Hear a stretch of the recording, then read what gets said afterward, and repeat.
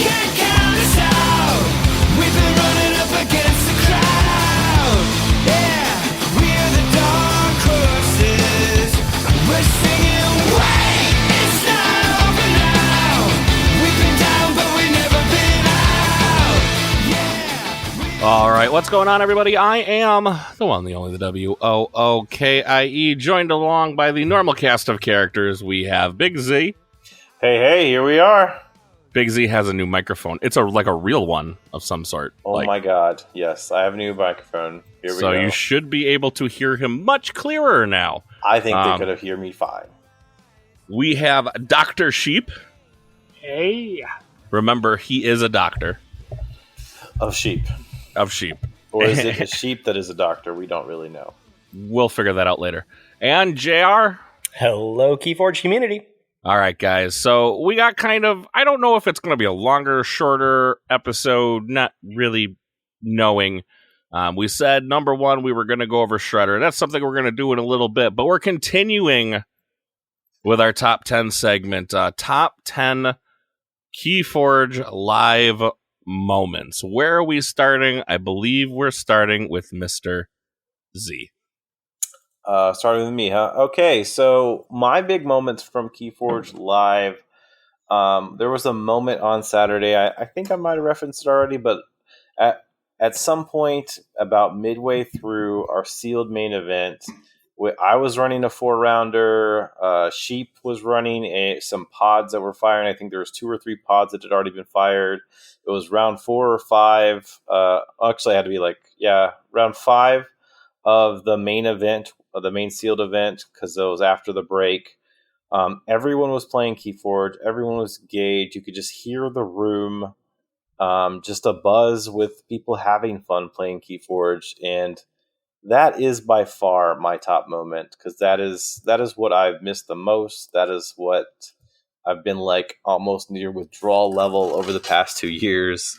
Because remember, for a while, I was going to these things every month. That was the thing that I was doing.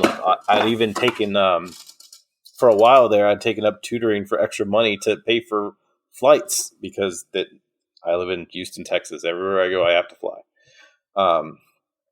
And that moment in time was pretty awesome.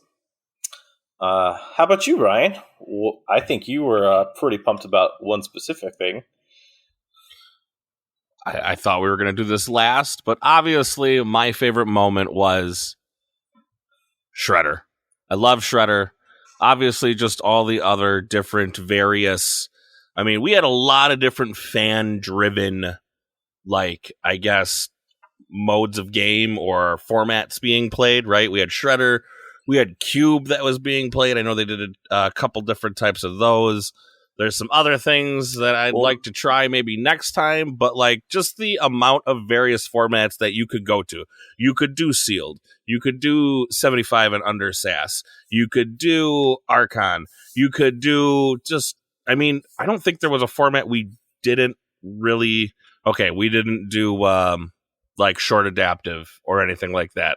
But for the most part, almost every format was supported in one way or the other. Well, and our pods could have fired dynamically. So if 8 people did want to play short adaptive, that was there for them. It just wasn't chosen. And as you just mentioned, the biggest thing I want to highlight there is not only was Cube played, I'm not a Cube player, you're never going to see me over there, but we did offer prize support. We ran it as a pod, so they actually got to enjoy the fairly unique format for the people that love to do that.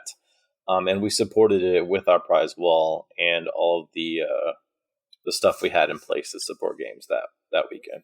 Now, I think, gentlemen, I have a question. I was not part of this, but for our team format, did we not do Archon, Reversal, and Short Adaptive? Yeah, we all did. in one. No, we did. It was all in one. But I'm saying, if you wanted to just run off and play, Reversal or Adaptive, those weren't. Not that they weren't offered. We truly did cover pretty much all that exists that I'm aware of in Keyforge, other than some of the new stuff, brand new stuff, which we're going to talk about shortly too. Right, no triad. I don't think there was no a single triad game played. No, that is true. But we did run a true survival. I mean, you guys got to give yourself credit for that.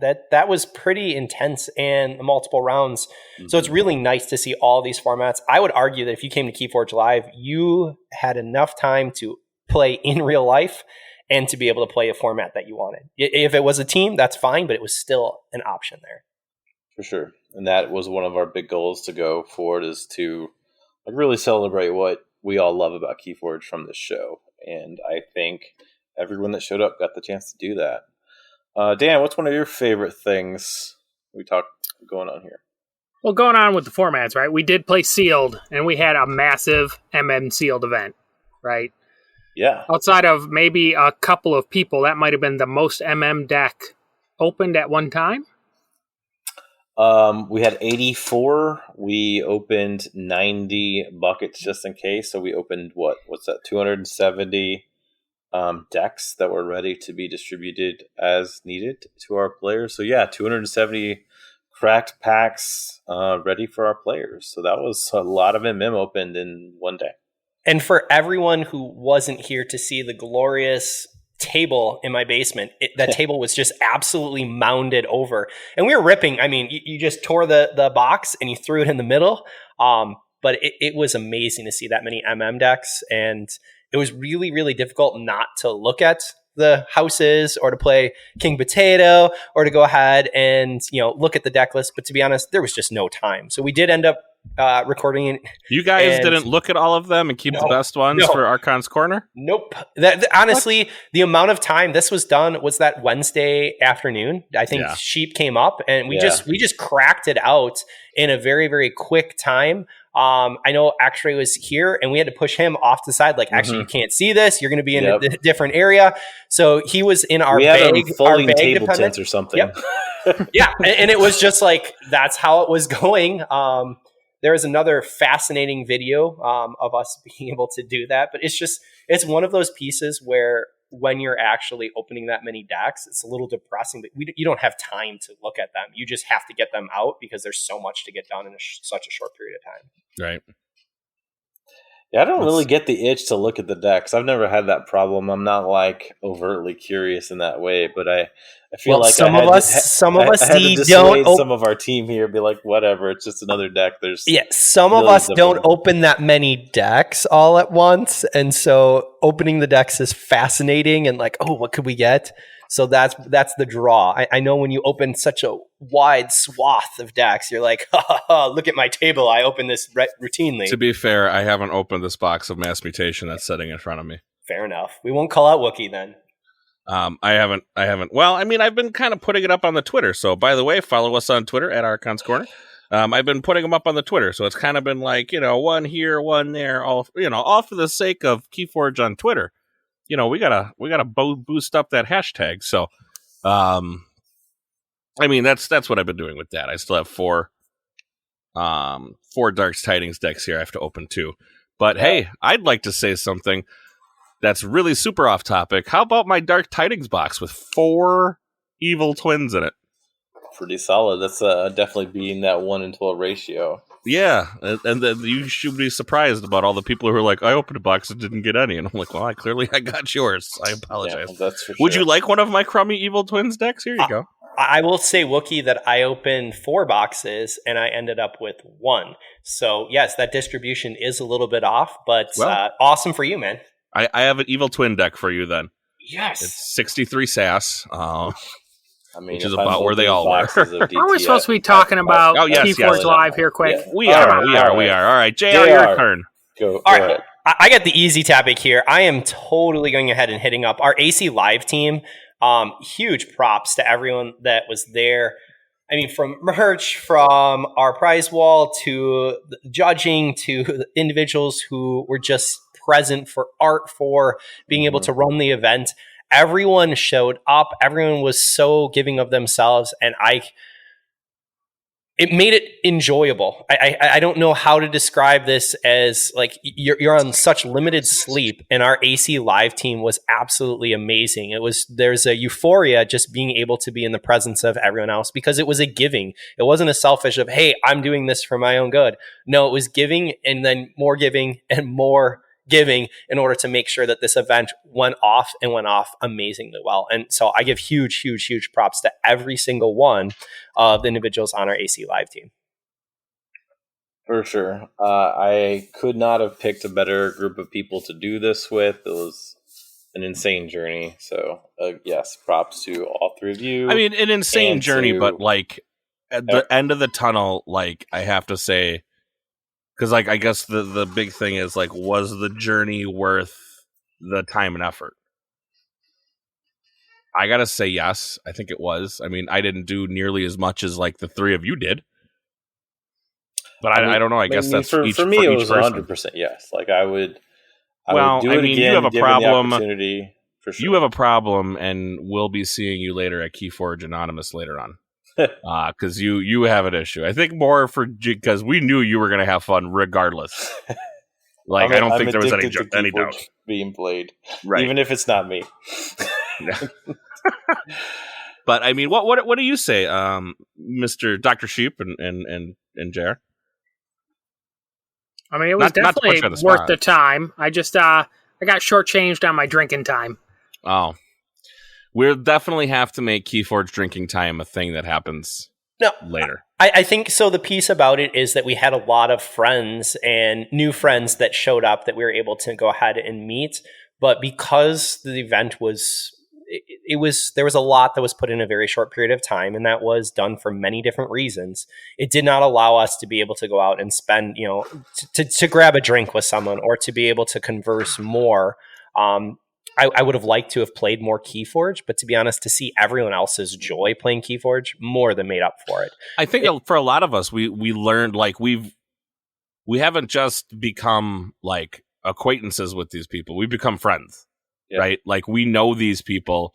We've spent a number of time with these people over quarantine, playing this game and just chit chatting about whatever. It's not always about Keyforge, but we've known the person as opposed to just the person sitting across from us. Right? You had you've taken us off our top 10 list Sorry, again. back to the top 10. Which- I am the but king. but Ewok had meeting new peeps as one of his anyways, so we're right in the right spot. Yeah, So I'll go ahead and throw that in. My other one was definitely meeting new peeps. There were people that I knew by first name, but it came actually through online that I had seen through our Chainbound. There were other people that I just knew as their Discord name. And so to be able to see them in person, go, oh my goodness, that is the face. I recognized the voice before I actually was able to go ahead and place. And I'm like, okay, I know this voice. Where is this? And so a little bit of processing time. But I love meeting new peeps. I love seeing some of our old friends. I wish I would have gotten more photos of some of you, but please know that you coming up and saying, hey, I know you from online, and just having that conversation, that's what carried me through when I had very little sleep and was like, I'm not playing Keyforge, but to see everyone else's joy and to be there in that community, that's what continues to propel me to do things like this podcast and to be active. Our community. So well done.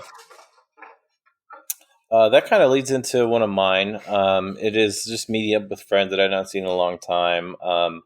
Like X-Ray Creator and Kurathan and Justice Blinded. We're all at the live events. I have very good relationships with all of them. 2 of them are on my team. 1 used to be on the team, and there's several more, like many more people that I have known through over the course of the 2 years that I've played Keyforge. Just being able to see them again, like not that I'm playing with them, but like just being able to say hi, have a conversation in the 5 minutes of time I can squeeze away from working.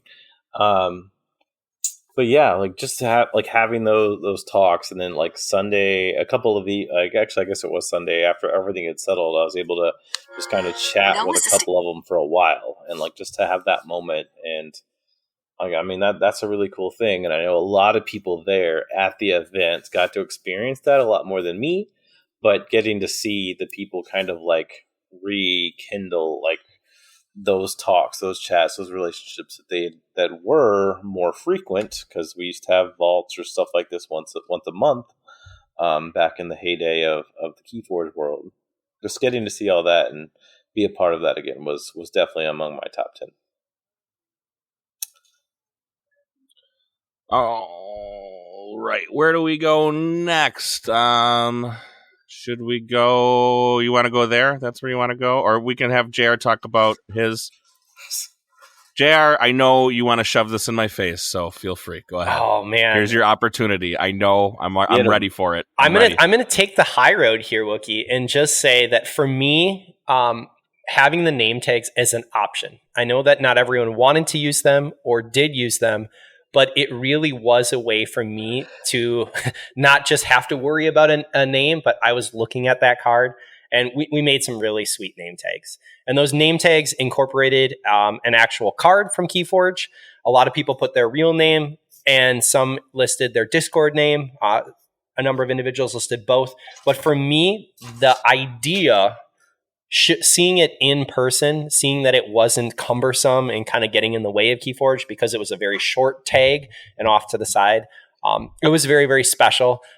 Just seeing how people chose their cards, or they were searching for it and kind of talking and going, oh, that card represented a piece of them. And so to be able to connect the game with their own, personality was really, really special. So for me, I actually held on to mine. I had Collector Worm that grabbed out, and that's what I'm on for TCO. So I had some fun with it. But it was available to those who wanted it. And if you didn't, that's okay too. But I think that it turned out better than I had anticipated. And it met all of my expectations. So I kept my 2 badges too. I had gotten a second one because I left one in the room at some point in time and didn't want to go back. So I have an Interdimensional Graft badge and I have a Lord Invidious badge. So I was happy with both of them. I don't have a badge. Ryan, did you make a badge? I made 2. Well, I just put a card behind each one because mine kept flipping on me, so people didn't know who I was. So I used NARP, and I couldn't find a bone saw, so I grabbed the one card that gets a bad rap that should be unerrated bait and switch. Oh yeah, trash card now. Yep, I still sit on my throne of this card should never have received the ban, or it's not banned, but like the errata it did. It was basically banned. Like it more used or to less be irrelevant. Now it's not. Now nobody cares, and the deck, TMTP, yada yada. Anyways, moving on, I'll do the next one for our big thing. Obviously, our sponsors, Luxury Playstyles, helped us out more than I could ever thank them for. From prizing to just straight money to help us fund the event. This is a company that you should 100% be supporting because they are supporting Keyforge in every way imaginable. I mean, you have to remember, he doesn't just do Keyforge. He does a lot for Magic. He does a lot for D&D. He does a lot of different things, but yet he chose Keyforge to support. So I think we need to give them over at Luxury Playstyles a little more of our support because he's been doing it early on. Job. I don't a lot of people don't know, but a long time ago, Decks of Keyforge used to run online tournaments before KFPL did. He supported with gift vouchers back then. Luxury Playstyle supports KFPL, supported Keyforge Live, and looks to continue to support our game. And that is something that almost no company out there is doing. And especially barely at all, and none of them are doing it at that level. And some could argue even the home company because it supported that much. And even being able to see Ian, who showed up from Luxury They had an Playstyle, employee come. Correct. That was awesome, and you had a different personal presence. Ian both played and was able to be there for some Keyforge adventures and taking photos. So it's great to have someone who's part of the community, very active. So we really appreciate that. Obviously, just to all the people who funded us on GoFundMe, that was just a gigantic help to kind of offset a lot of the costs. Aegis, who gave us the Keyforge Adventures decks and also the Impossible decks. Yep. Decks. Very cool to see. Very high quality. I had never gotten to actually touch the Aegis stuff, so this was my first interaction with it. Very, very good. Very, very high quality. Very, very awesome. And then obviously Nordic Shield, who obviously we had a bottle of hand sanitizer at every, it wasn't just at every table, it was at every station. Yeah. So I think we had at least 2 on each table because we had 4 players on each table. So at any time you were able to sanitize your hands, which I know I used a ton. They sent us 60 bottles. We had 50 basically match places where people could be playing each other. So there was a bottle for every pair of people that were playing Keyforge if they wanted it. Yeah, so big thank you to all of those people. Thank yous, and it was a lot of fun, and I just appreciate the help. Mr. Dan? All right, one of my favorite moments was our Judge Duncan just absolutely controlling the floor there. This was on the sealed day, right?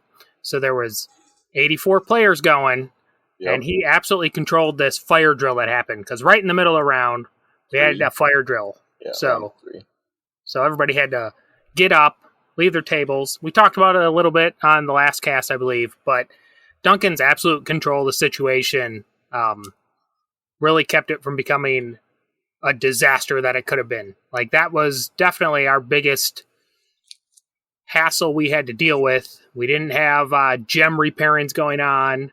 For the most part, everything scanned well. Like, the whole event really went off very smooth, even with a fire alarm going on, because our Judge Duncan absolutely controlled it. Yeah. And if you want to hear more from Duncan, or if you want to hear a more controlled version of recapping some Keyforge Live, you should go listen to co-organizer Sydney Steele, or SC Steele, over on Help from Future Self. She's been recording about that, and she has Duncan on this week. So go over there and listen to their show too. For sure. Z? All right, well, I'm going to finish up with, I mean, it's not exclusively a live thing, but one of our collective top 10 moments for the four of us is, in the end, we didn't all go bankrupt or broke. It was still a negative, it was still an investment on our personal income to do the thing, but it was within a range due to all of the support, the GoFundMe, the donors, the people just showing up to play.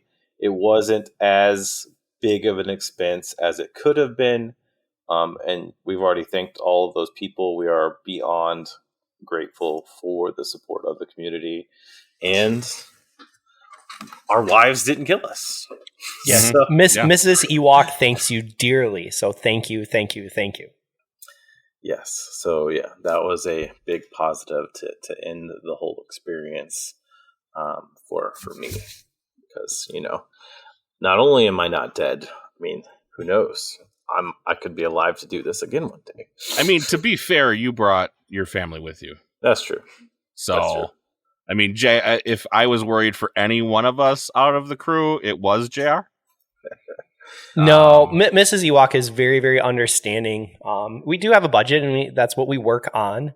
But to see the joy that came, this easily fulfilled that idea of money that I have for, my birthday, for my ability to be able to toy around with items. It means a little less Keyforge and, buying physical product, but the end result is, if others are having fun, that's what we need right now, is to be able to build this community. So my wife was very understanding. And not even just the monetary, you can replace money in the end, but you can't replace the time spent on how much, I don't even, what do I want to say? The total hours invested in the involvement of just putting this together within, 8? I mean, it was probably 7 weeks, 7 weeks total. It was under 8 weeks.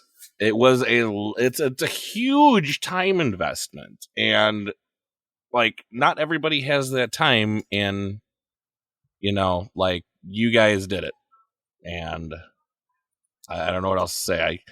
I couldn't have been happier with how it went off, and I hope you guys feel the same. Yeah, for sure. We'll see what happens in the future. But while we're waiting, go ahead. I was gonna say, coming up, we're gonna get into Shredder a little bit. It is my favorite format. You guys got a little bit about KFPL Oubliette, which will be starting up on August 29th. Dan, Z, I guess Z would probably be the person who probably knows the most about this, right? I'm waiting to hear what I'm supposed to be playing. So Oubliette is going to be August 29th. Same time. It's going to be 11 a.m. Eastern. We changed up a few things to make things a little shorter. This one is actually on a Sunday due to some scheduling conflicts of the internal KFPL staff. So 11 a.m. on a Sunday. It's going to be 5 round Swiss. Top cut will be X1 or XO. And then the new format. So Oubliette came out, I think, shortly before live happened. So I was obviously distracted in preparing for that. But I did get to overhear some conversations about it. I saw some chats about it. I went and researched it. It sounds like something that KFL wanted to support. And we're always trying to do something with the monthlies that's new and fresh. So the Oubliette is as follows. You will... At the very beginning, every player will strike a house. That is what you're putting in the Oubliette. And if you look up Oubliette, it is basically a trap room that you put someone down there. They're kind of being tortured. You basically leave them there and forget about them. Small room with a trap door. That's the Oubliette. So you're putting a house inside of the Oubliette. You and your opponent cannot play the Oublietted house, the struck house, for the duration of the tournament. So that's the decision. Like, this is where some people aren't sure where that comes in. That decision is made at the beginning of the tournament when you submit your registration. So, like, if I don't want to play with or against Unfathomable, I will choose Unfathomable, shove them in the Oubliette. Neither of the two decks that I'm going to submit, nor the two decks that my opponent are going to play can be played with that house. But as far as me goes, if I choose Unfathomable, neither of the decks that I play with can actually have Unfathomable. So I can't actually choose a house that I put in the Oubliette at all.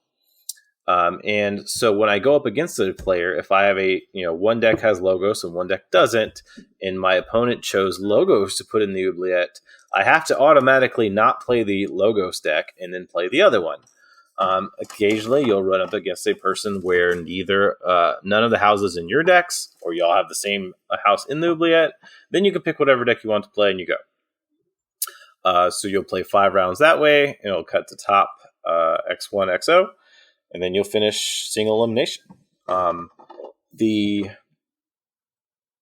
Basically, it is a highly suggested thing so that your two decks don't match a house. But because if they do match, say both of my house decks have Dis. If my opponent put my Dis in the Oubliette, that means both of my decks are struck, and I automatically lose that round. So it is definitely not recommended for your two decks to have the same house shared at all. And that is how it'll go. Sound fun, guys? I haven't got to play in it, but I've got a lot of positive feedback about it. But again, I'm running this, so again, I will not get to play in it. So, okay. All right. I was listening and trying to make sure I heard this correctly. So, you're going to have two decks, right? I will submit two decks to play, yeah. You will bring two decks to the party. Yes. Okay. So then, at the beginning of my round with said opponent, we both choose a house. No, at the beginning of the event, you chose a house.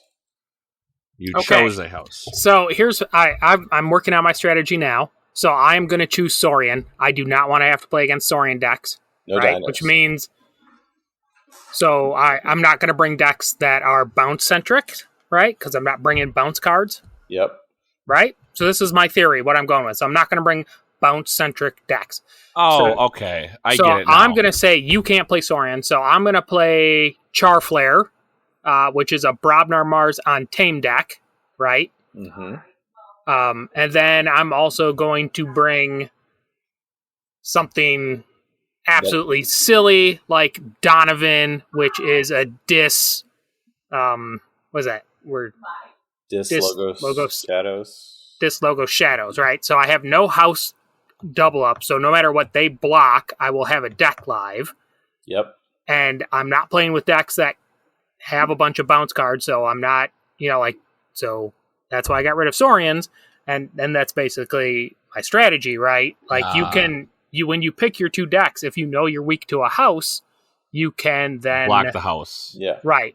Okay. So the same thing, like you could also say, I'm going to block Dis and then, not need artifact control as much, or the same thing. Maybe you won't have to worry about Infernus. You don't play have to all the pips. Yeah. Or get rid of Untamed, and then you don't have to worry about Heart of the Forest decks or double Fangtooth decks. You also that's a lot. Most rush decks in almost every set have Untamed sprinkled in them. Right. right? If you know you don't want to deal with a Quixel Stone, like you can just say, well, you don't get to play Star Alliance. Star Alliance. Okay, Yeah, you have I got a little creature confused decks. on the striking of the house. Yeah, the So striking it's, house you is cannot the play very these beginning. house against me. And you can't submit decks that have that house. Okay, so my deck, so if I choose Saurian, for example, none of my decks can have Saurian, Mm-hmm. and I'm not going to be playing, and none of my opponent's decks will have Saurian. Well, here's the piece. You don't want to put Saurian in because you're automatically striking it. So why would you put Saurian in your 2 decks? Then it means that you can't play that. And if your opponent chooses one of the 3 houses from your other deck, you automatically lose. Yeah. So that's the reason you're not putting Saurian in if you're banning Saurian.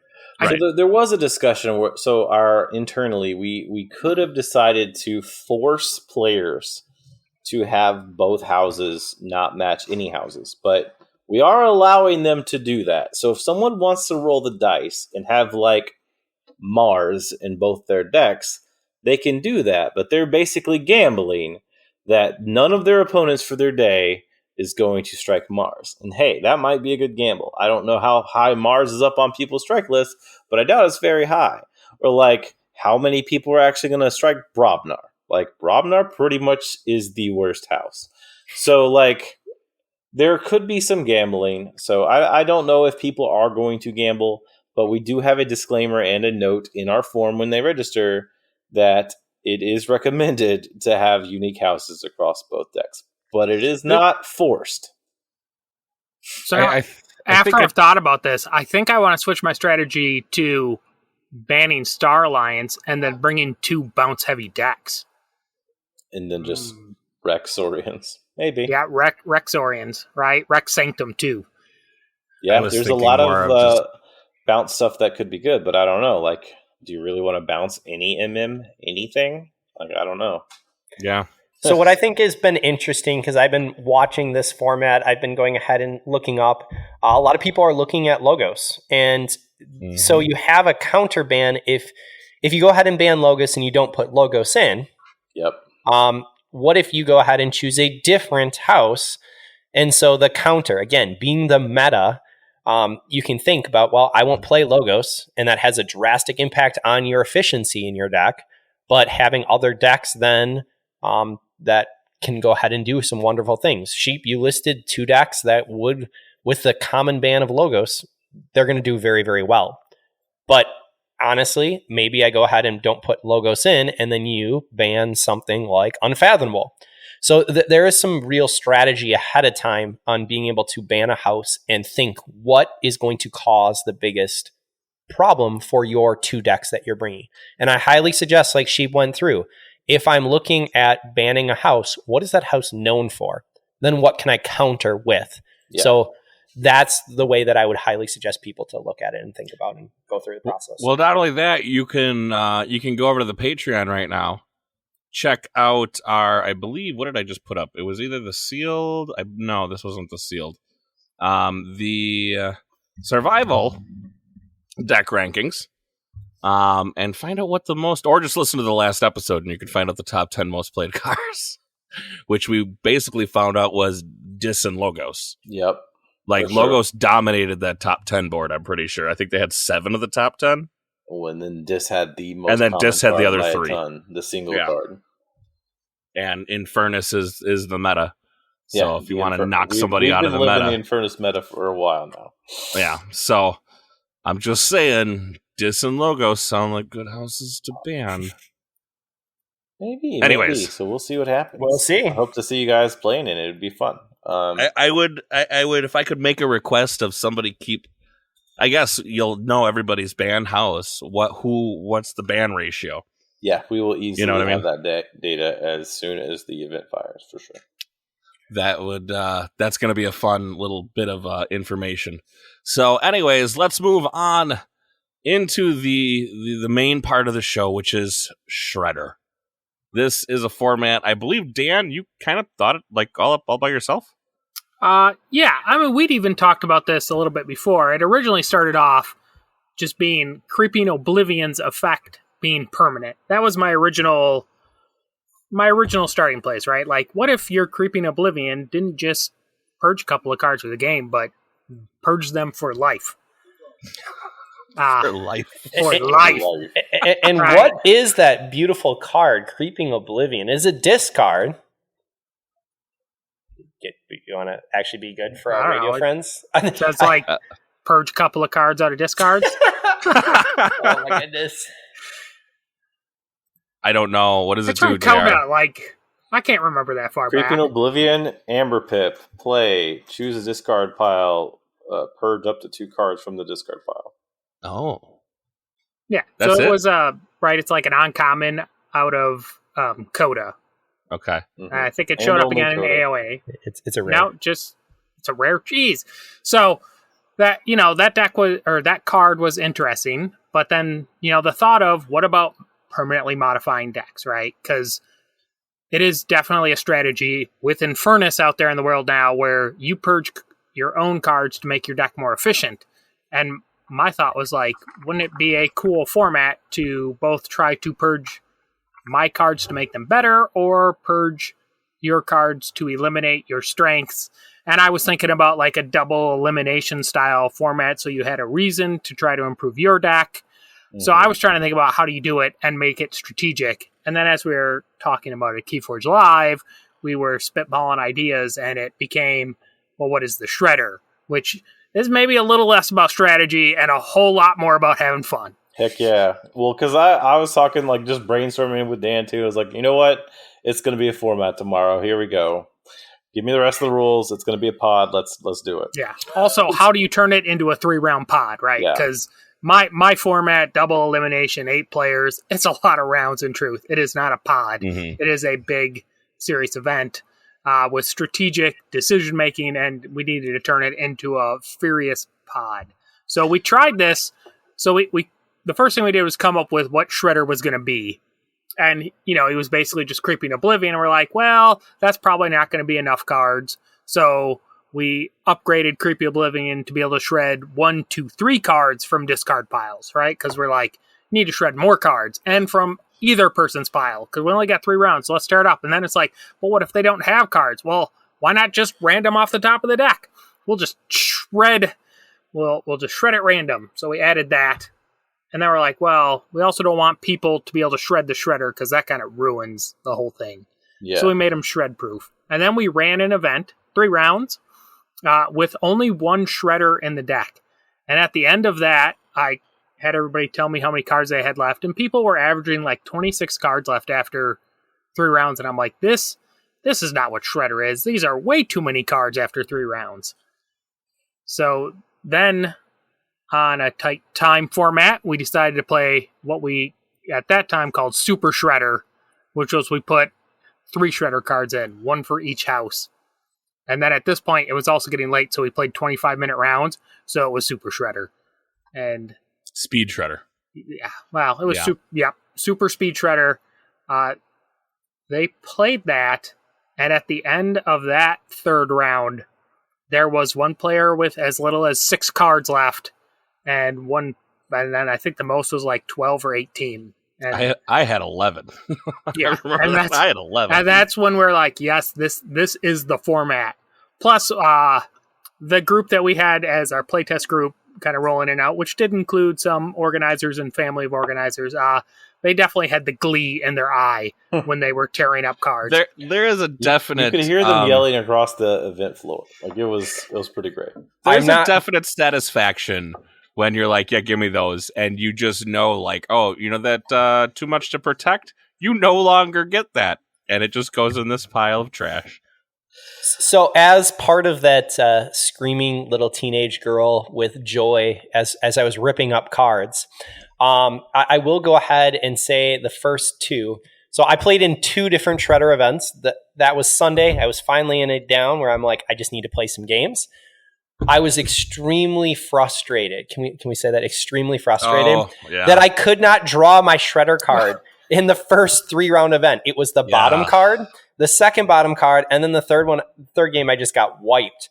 And so I think, Wookie, was I playing you? And I'm like, in the 3rd game, I just auto-piloted it and said, I'm adding in another Shredder card so I can have 2 Shredder cards going against Sheep because, why not? And both of those cards were together, and I never got them in game 3. So that was probably the most depressing part of Shredder. And we corrected that with the second round when I got a brand new deck. And that was each house gets their own Shredder card. So, And even then, to be fair, you didn't get to shred a lot of cards.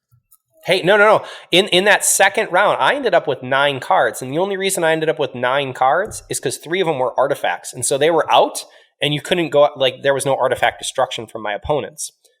So at one point I actually had an archive and I only had 4 cards in my hand.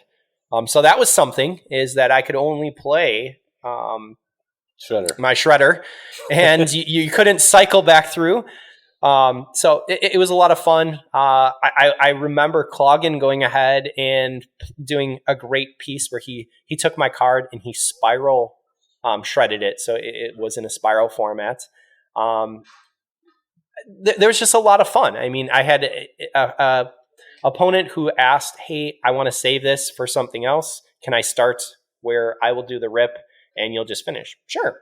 So like people were super generous. So like, if you want to save this, if you want to go ahead and make it momentum, awesome, go for it. But other people are like, whatever, that deck is gone and you just shredded it however you wanted. And it was a lot of fun to see and to rip. This deck had no life, had no purpose. It was just sitting in a box and it was completely neglected. And all of a sudden it brought more joy with, lack of sleep and to play Keyforge again and to go, okay, how can I go ahead and protect this? How can I go ahead and make sure that I don't have this card shredded? How can I cycle this card back so I can get to my Shredder quicker? Well, there's also some definite weird things you have to think of, because round 1 is very different from round 3. Because now all of a sudden you're thinking about, well, if I shred this card, depending on where you sit in the game, if you're winning or losing, I want to win the whole tournament. I might need this person to win game 2, right? So now you got to think about that, because there was a time where I think it was either the first or second, or I think one of the two. Z's son decided to take all of my Ember control and shred it. Which made round 2 and 3 a big bore. And I was like, and not only that, because now, I'm like, oh, that was my entire Ember control in my deck. And then all of a sudden I see some cards in his discard pile. I'm like, you want to get my Ember control? Cool, I'll take yours. And just ripping that. And there's definitely that I felt the sting of all that gone, but I get my redemption because now I'm going to get to rip 3 of your cards that you needed. So how does that feel? I don't know. It was just, it's a weird format, and I can't explain the emotions that go into it, because they have no, I'm trying to find the words for this one. The emotion that goes into it, at the end of the day, it's not a big deal, but You felt the blow, but now you're getting to deal back the blow, right? You're getting your revenge. And it's just, it's a weird feeling. I don't know. You gotta play it to find out. Be pretty cool ripping up somebody's Infernus or their Dust Pixie or their Too Much to Protect or anything crazy like that. Their Control the Weak. Right. Gone. Just, gone. Yes, yeah. But when you were playing these decks, most of these decks, they might have had 1 or 2 good cards per house. They were not rocking it by any means. No. And so what actually ended up having a bigger impact, in my opinion, was being able to discard or shred their cycle cards. Cards like Glimmer were amazing to be able to go ahead. I really felt the pain when my Helper Bot went and when my Glimmer went. I'm like, oh, this is not good. So Logos with Efficiency was there, and Untamed with some of its cycle. Nepseed being able to go ahead, you use it, and then whoop. So that was definitely a thing. There was a lot of shredded Glimmers.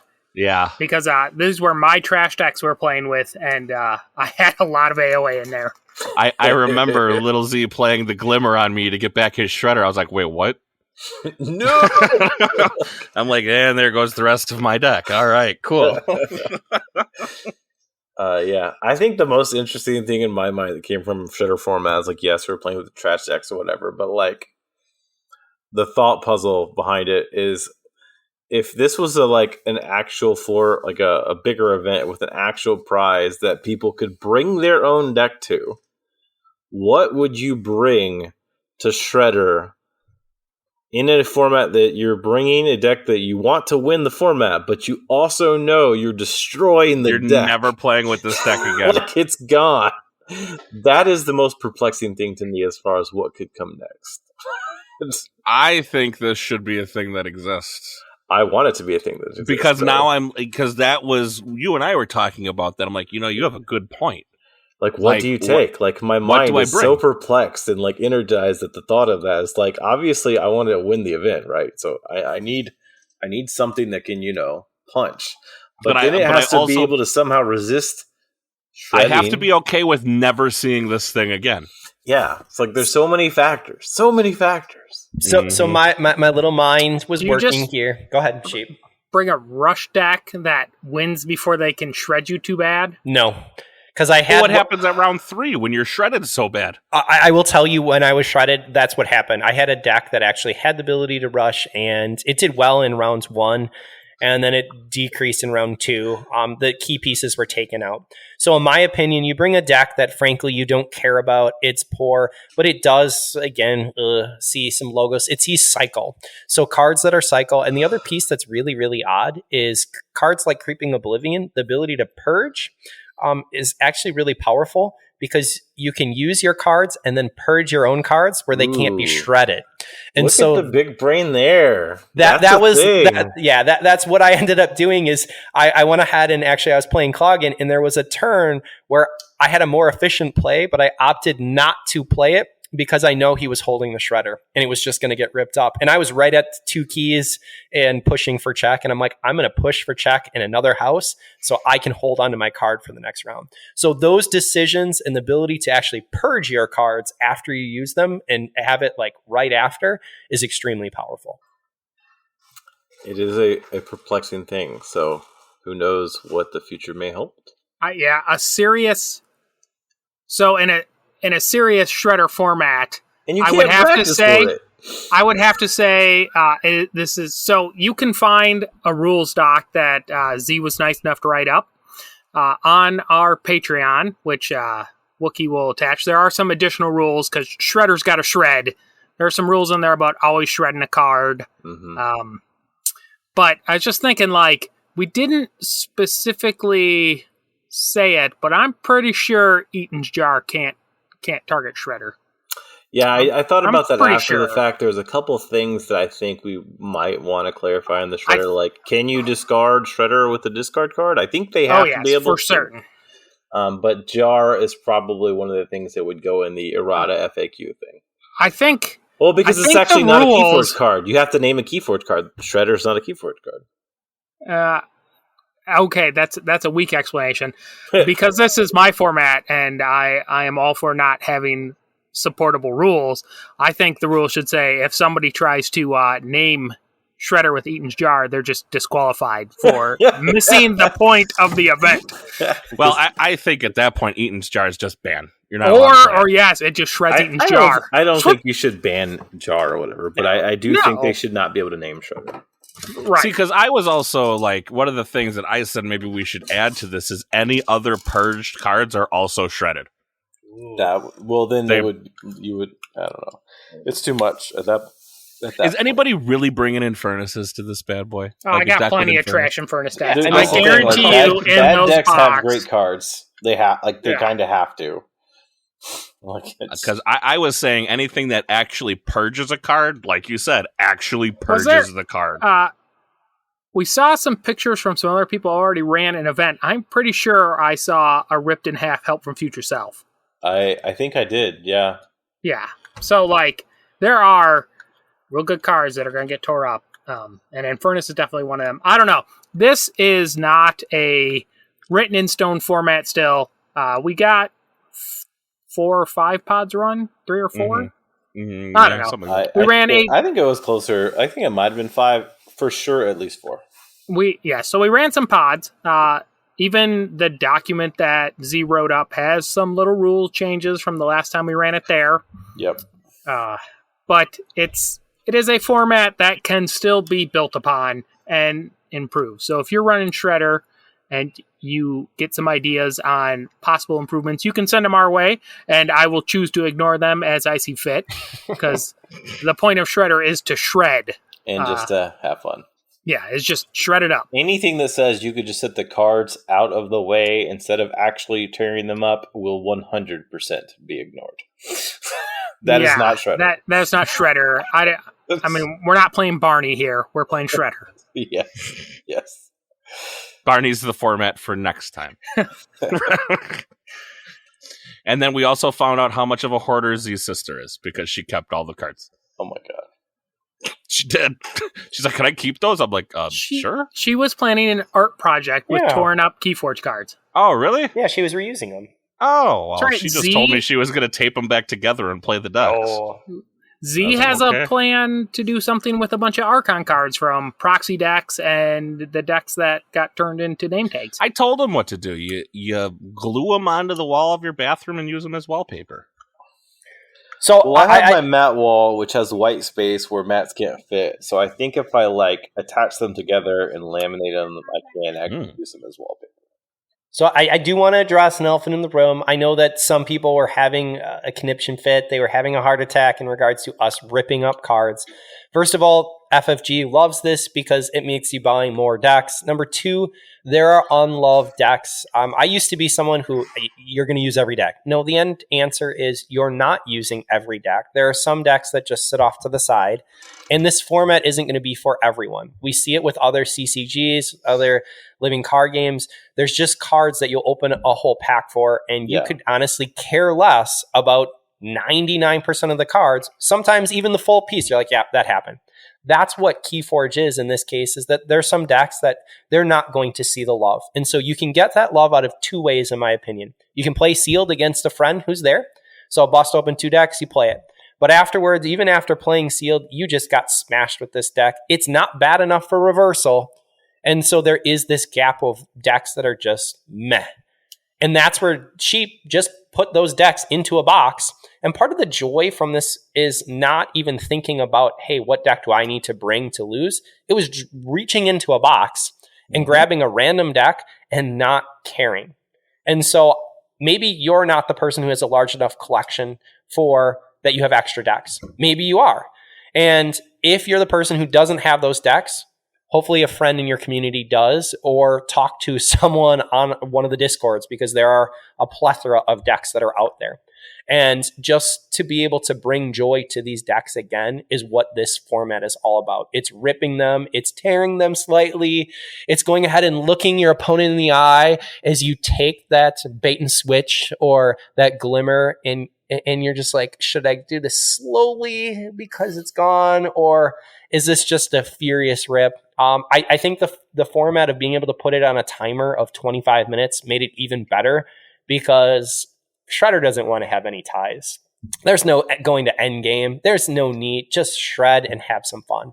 But I heard more laughter coming from these decks. So I suggest that you try it out. Also, P.S., I saw someone trying to put sleeves on their cards. Yeah, you don't need sleeves. This is a great format to just play the cards straight open. Sleeves will cause issues. You don't need to have stickers or anything else. Just take a Sharpie and write Shredder on it. I do recommend that you write Shredder on both the picture and the text on the bottom. However, we are trying to get pictures made. Well, we are trying to get stickers made. I had someone who I did not write on both the picture and on the text, and so my Shredder card got ripped. But, that's on me, man.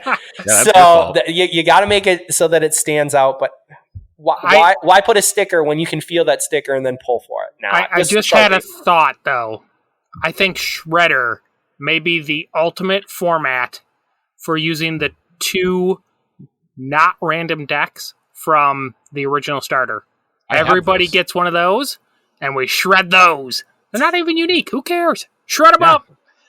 Yeah. That being said, I do want to start the YouTube series with Mr. Dan called Win It or Bin It. I may have... Oh, my goodness. What is that going on here? I got an alarm going off in my background. I apologize. Okay, well, he's finding his alarm. I do, in penance for shredding decks, I do have more decks than what we shredded that are getting donated to Project Reforge. So I don't just throw away decks. I am sending off 120 or so decks for Project Reforge as well. So some of my trash decks are off to find another life with new Keyforge players. Don't worry, Dan. I have plenty of trash Keyforge decks that I am willing to donate to Shredder. Maybe one day you and I will do Win It or Bin It, where it either wins or it does find a actual Shredder. I may or may not have bought this said Shredder already to do said thing. But we'll find out sooner rather than later. If you guys want to find all of the, quote-unquote early version of Shredder rules, that is available over on our Patreon. It is free.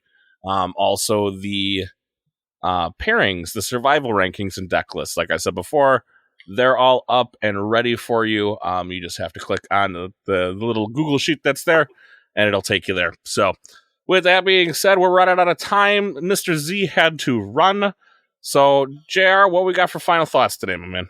Play Keyforge, stay safe. I know that Delta variant's becoming very real again, so make sure that if you can play in real life that you're safe and that you and your opponents are both in agreement. But play Keyforge, have fun, whatever format that is, whether that's Cube, whether that's Shredder, whether that is Triad. The list can go on. Play online, play in person, and have fun playing Keyforge. And Dr. Sheep, what you got? I actually got a little bit of a queasy just thinking about shredding Dark Tidings decks. Because you could be shredding somebody's evil twin match that they really want to have their own pair. And I may shred it. You know what? Let's win it or bin it. I'm bringing my DT. All right, that's going to do it for us this week. Thank you guys all for listening, and we'll see you next time. On for the sunrise.